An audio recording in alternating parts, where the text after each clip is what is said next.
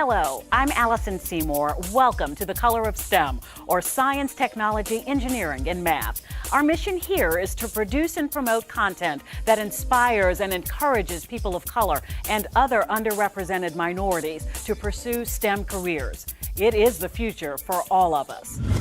The West Coast was the Color of STEM's latest destination, where San Francisco and the Bay Area is becoming the world's leading tech paradise for hundreds of IT companies, and they're calling this area home. That and more when we return.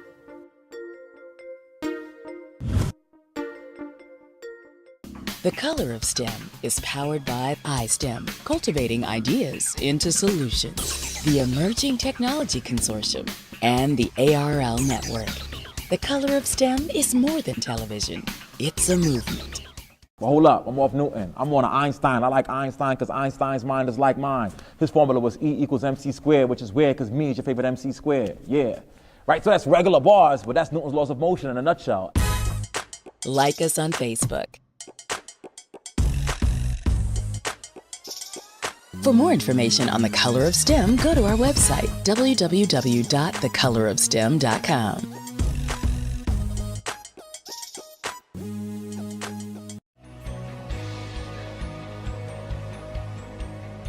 Coming to the College of Engineering has given me the great opportunity to work with foreign exchange students from Brazil, from Nigeria, and really exposed me to what a real-world industry experience would be, working with people from all the way around the world.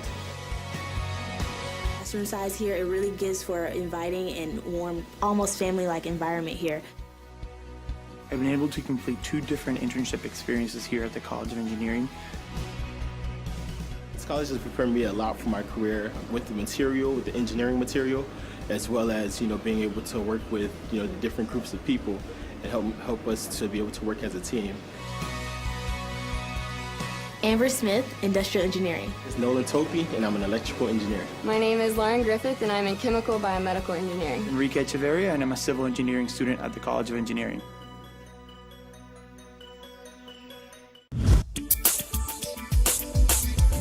Welcome back to The Color of STEM. Here is one of the programs that's making a difference and changing lives. Black Girls Code and founder Kimberly Bryant's vision is to increase the number of women of color in the digital space by empowering girls of color, ages 7 to 17, to become innovators in STEM fields, leaders in their communities, and builders in their own futures through exposure to computer science and technology. She shares her mission and goals with the Color of STEM team during our trip to the Bay Area. Black Girls Code, our mission is really to introduce young women, young ladies, girls of color to the tech industry and the tech marketplace.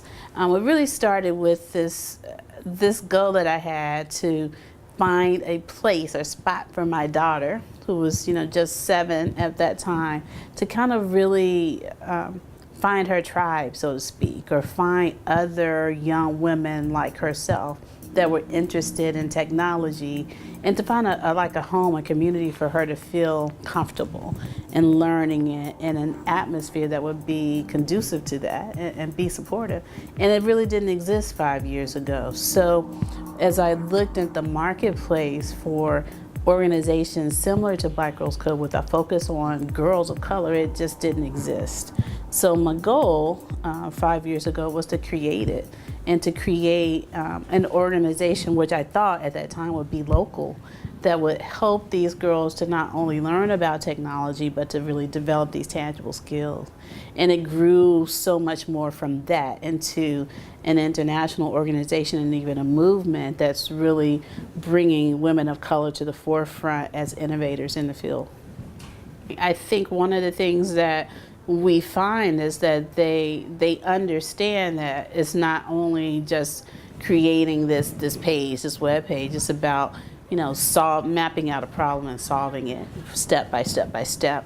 So like if you look at some of the pictures from these hackathons and these big events that we've done with the girls, most of the time before they even start to code anything on the computer, we have them draw out the problem and step by step talk about how they're going to get to the solution. And I think that process really ingrains it for them that you know, part of what we're teaching them is not just the technology part of it, but how to solve problems that they can then use in other facets of their lives. I think for Black Girls Code, we see our work as part of a village. So that whole village mentality of like, we are doing our part, but the teachers have a part to do, the parents have a part to do, the greater community have a part to do to make sure that our girls are successful. So we feel that it's important for us to give the parents that skills and knowledge of like, what are the opportunities for their girls in this industry? What things should they learn beyond what they learned in this class today? And I think for us, it's been gratifying to see how our parents have responded to that. When we do these panels for parents and these events for parents, you know, time after time and city after city, we have parents that weep and say that, you know, no one has ever told them these things before. No one has given them this information. And for us, that's really a deep thing to tape in, that no one feels that just because this mother is on public assistance that she doesn't care about her child. That's not true. Those parents are the ones that are most adamant about making sure that their girls get an opportunity to rise beyond. So I think that is what keeps us going, like there's not a dry eye in the room at that point, because, you know, really kind of puts together all the work that we're doing and makes it clear why it's important. There's not going to be a field that doesn't have some type of technology or engineering to make it tick. There's not one that I can think of. And so I think that is the reason that everyone should have some type of knowledge of coding, even if they don't go into the field, but you need it to survive. And I think that's where the work of everyone, you know, from filmmakers to educators to teachers, comes into play, into making sure that this next generation and even the current generation understands that this is just like a skill that you have to learn, like reading and writing and mathematics. Everybody needs to know a little bit, or we're going to be left behind the curve. We'll be back in a moment.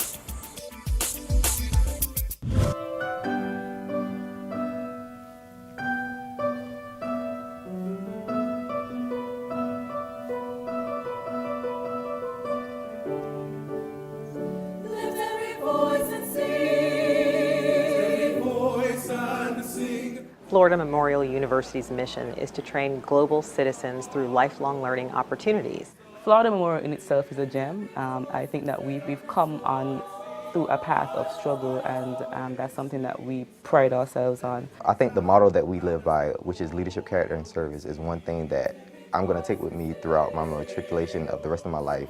One thing I'll never forget that I've learned here is to persevere and to be diligent about what I've set my mind out to do.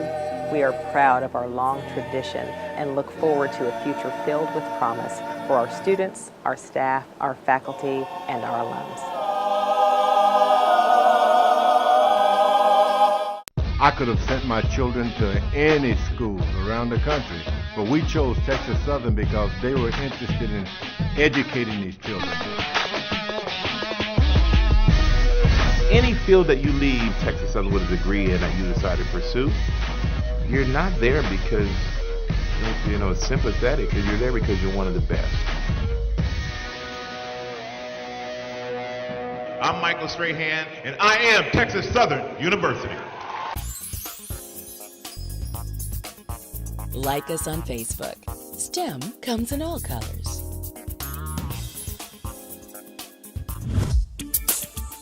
Welcome back to the multifaceted world of STEM. The College of Engineering at Georgia Tech offers a summer residential engineering program, which focuses on minority students in 11th and 12th grades from across the nation. The program provides students with a real-world engineering experience that prepares them for the challenges and opportunities of tomorrow. Since 2008 at Georgia Tech, we've been conducting the Summer Engineering Institute, and that is a 3-week residential program. It's for rising 11th and 12th graders in high school. The reason that we're doing it is because we realize the need for underrepresented students in STEM fields, and so what better way than to prepare a pipeline of students that will continue on and move into engineering, study these things, and we're trying to engineer the future. And so the way we're trying to do that is by touching lives through engineering.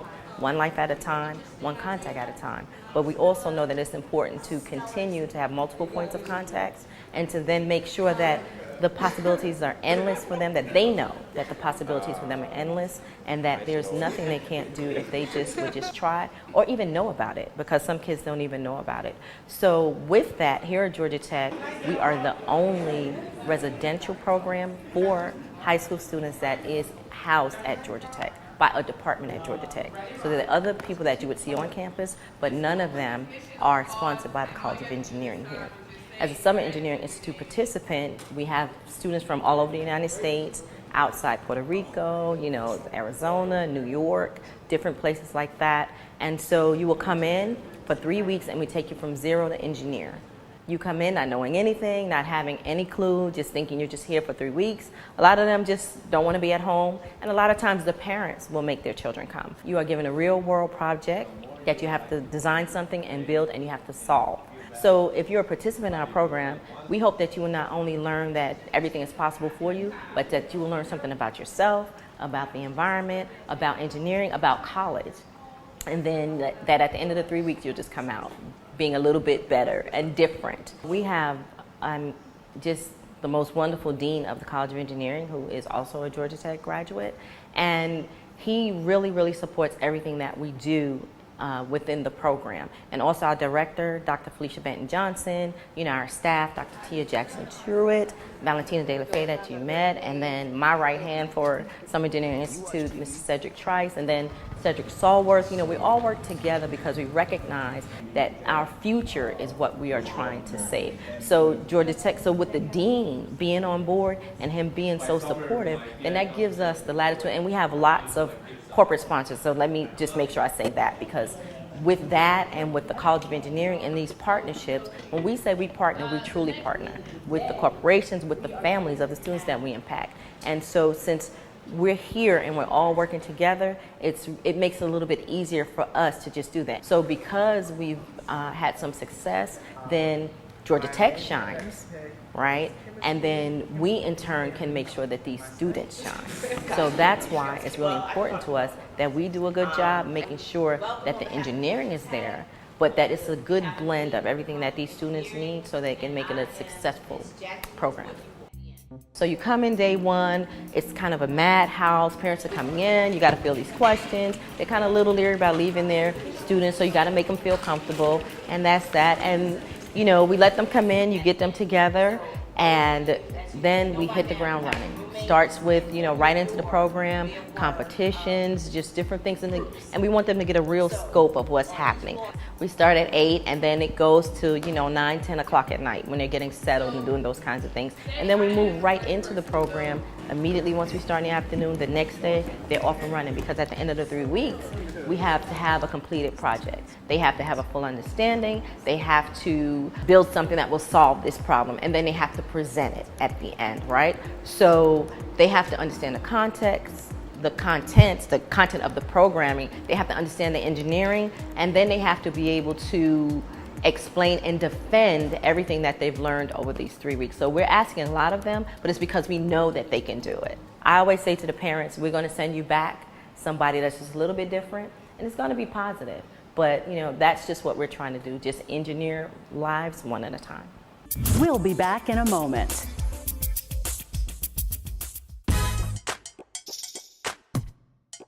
Hi, I'm Dr. Jennifer Cohen. I'm the site director for SMASH at UC Berkeley. I'm passionate about changing the stereotype image of STEM, and I am proof that STEM comes in all colors. Like us on Facebook. For more information on the color of STEM, go to our website, www.thecolorofstem.com. They say the path chosen today prepares leaders for tomorrow. So I chose academics, excellence, and a diverse culture. My choice was clear.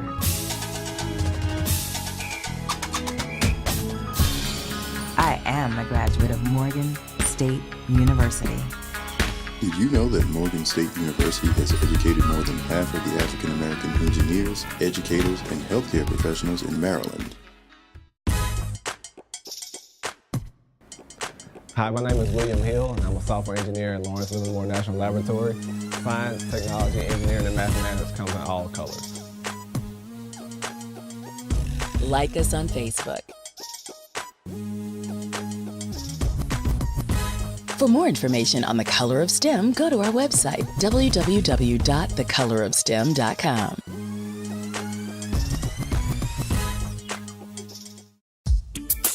Welcome back to The Color of STEM. The Color of STEM continues. Our STEM Chasers team attended the Makers Faire Festival in Washington, D.C. at the University of the District of Columbia and caught up with rapper, actor, record producer, and television personality Nick Cannon and Megan Smith, the technology officer of United States and a former vice president at Google. What I love about the Maker Faire experience is it's much more like going in the art room, going into the gym, going into, music. You come in and you do it. And that's how math and science needs to be. The best teachers in the country are flipping their classrooms into project-based, and they're still hitting all the requirements, that each of the states are setting, but they in their school boards, but they're doing it in this way, like much more like the music teacher, for math festivals and play. Because otherwise, if we teach it in that other way, that's an old industrial way, it's very boring. And it's also incredibly intimidating. And so it needs to be much more fun. And children need to know 4 things. What's this for? What's the purpose of this algorithm, this math, this thing? Oh, it can save lives in this way. Sort routines, what kinds of things? Do people like me do this? Yes. You always have, for the history of the planet, right? Yes. So let's know the stories. Let's make sure, children's textbooks only, the history textbooks are 11% women. Let's fix that. Let's see our women or people of color who've been the inventors in tech with the people who, field the whole team in the textbook. We need to be encouraged. And we've got a lot of unconscious bias. Nobody means to be doing it, but even on children's TV, it's 15-to-1 boy programmers to girl programmers that our Hollywood colleagues are casting or animating, and they don't mean to do that. It's in the unconscious, and so we have to get past that. And so, and then you have to actually do it. Who do we see on TV? Who do we hear about historically who's made all these things? Our heroes. And the truth is, everybody's been part of it. Many people of color have invented extraordinary things. I was lucky to be with the patent team when they were awarding the patents, sort of our hero patents, our Hall of Fame patents, and they were doing some historic figures. Charles Drew, amazing American who figured out how to really allow for blood, separate blood platelets and really save lives by being able to donate blood in the way that he did and invented. There's so many, there's millions of people like that, and we need to know about them. The president gave Katherine Johnson the Medal of Freedom. STEM has always been all of us the whole time, men and women, everybody, all ages, inventors everywhere.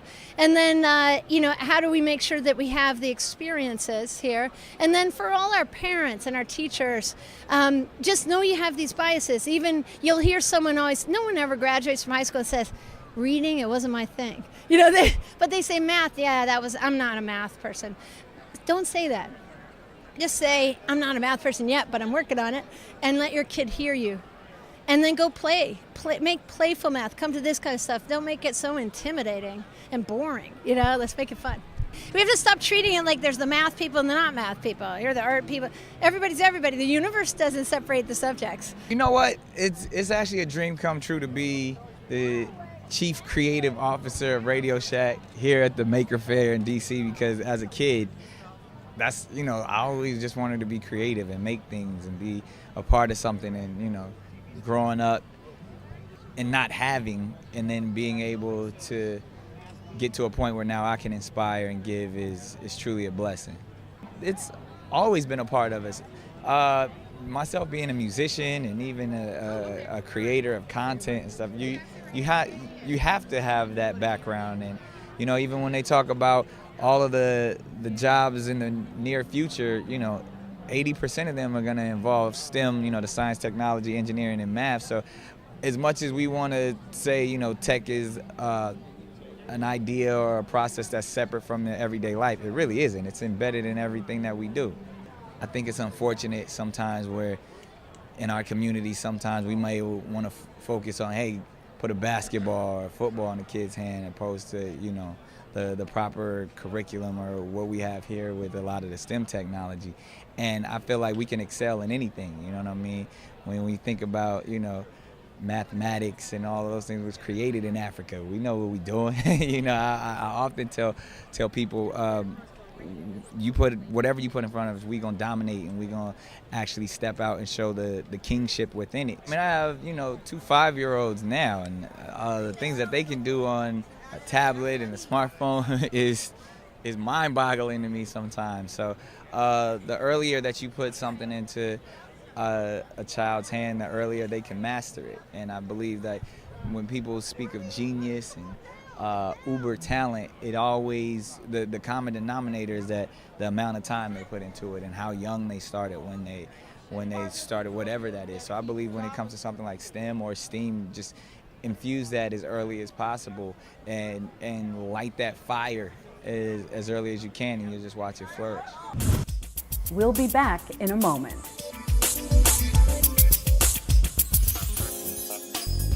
Follow us on Twitter. What's next?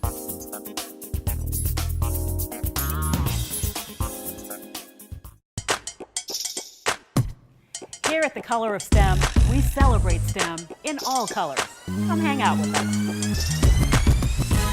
Join us and our partner, the USA Science and Engineering Festival in Washington, D.C., April 2018, as we celebrate science in our nation's capital. For more information, go to www.usasciencefestival.org or www.thecolorofstem.com. The Color of STEM is powered by iSTEM, cultivating ideas into solutions, the Emerging Technology Consortium, and the ARL Network. The Color of STEM is more than television. It's a movement. Welcome back to The Color of STEM. The Color of STEM continues. Michelle Howard is a United States Navy admiral who currently serves as the commander of U.S. Naval Forces Europe, while she concurrently serves as the commander of U.S. Naval Forces Africa and commander of Allied Joint Force Command Naples. She has also been honored at the Women of Color STEM Conference. 4-star Admiral Michelle Howard is a pioneer in the U.S. Armed Forces who broke barriers by becoming the first African-American woman to command a Navy ship and the first female and the first African-American to achieve the rank of Admiral and hold the post of Vice Chief of Naval Operations. In addition, this high-ranking official found herself amid a military engagement that was dramatized in a film starring Tom Hanks. I had command of Task Force 151, which was the counter-piracy effort off the coast of Somalia in 2009. And then a few days after taking the job, Captain Phillips was kidnapped by Somali pirates. So it was my job to synchronize all those assets, the ships, the intelligence coming in, the intelligence platforms, the P3s providing us support, the Special Operating Forces, and get them synchronized and get the mission set up so that he could be rescued. Thanks, guys. Yep. Thank you very much. You're real. The daughter of an Air Force Master Sergeant, Admiral Howard first became interested in the military at age 12. She was inspired by a documentary that led her to pursue an education at the U.S. Naval Academy. Initially, when I started, the whole gender integration of women into the service academies was pretty challenging. So I had a great set of roommates for life. That's how we've now started to talk to each other, and we're still in contact. And so having other folks who could support me as we worked our way through those 4 years was pretty important. I tell people I think I can call myself a trailblazer because I actually got an award once that said trailblazer. There are some additional burdens that come because it's just associated with being the first that no one thinks about. And then you just have to work your way through whatever those barriers and burdens are, whether it's getting the proper uniform items or working to make sure that you're treated the same as everybody else. Admiral Howard has experienced firsthand the dramatic changes brought about by the Civil Rights Movement. I first became aware that I was a person of color when I was 5. I got yelled at on a playground, and they used the N-word, and I wasn't even sure what it meant. And I came home crying, and my dad picked me up and said, "You need to toughen up. This is the world you live in, and it's not going to get easier." The Navy in the late 60s and early 70s was going through its own race riots. I don't know if people remember, they had the sit-ins on the carriers. Admiral Zumwalt became CNO and took on race and gender as an issue, as CNO, and made it one of the things he had to understand and figure out. And I would say the foundation was set by Admiral Zumwalt. Over the years, the Navy has changed and moved from just understanding equal opportunity and the law and what our obligations are as an organization to diversity and understanding the benefits to an organization when it reflects all of America and what it says about the organization when every person, regardless of their race, religion, creed, color, or gender, every person has an opportunity to grow up to be a Master Chief or an Admiral. So help me God. Admiral Howard believes that the impact of Dr. Martin Luther King Jr. will echo throughout society for years to come. I would simply like to say that I think this has been one of the great days of America. Anyone who's ever spoken about justice for people, those messages are always valid. And in particular for this nation, the very core of this nation is based on a constitution that talks about equal rights for everyone. It took a while for our Constitution to become a living, breathing document that incorporated all of the people through amendments that gave us states' rights, regardless of race, creed, or color, that gave us voting rights, whether or not we were women. And as that Constitution has changed and become more inclusive, it's become a more powerful document. And so justice, this very thought that we have a right to life, liberty, and prosperity as much as any other human being, he was a man who represented justice. But what we can all take away from that as leaders is that we have to dream and we have to have visions that are bigger than ourselves.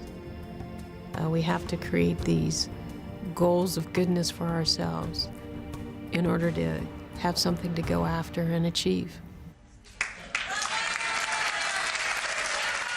That's The Color of STEM for today. Keep watching The Color of STEM, where we show you that STEM makes a difference, and so can you. See you next time, and think about STEM. I'm Allison Seymour.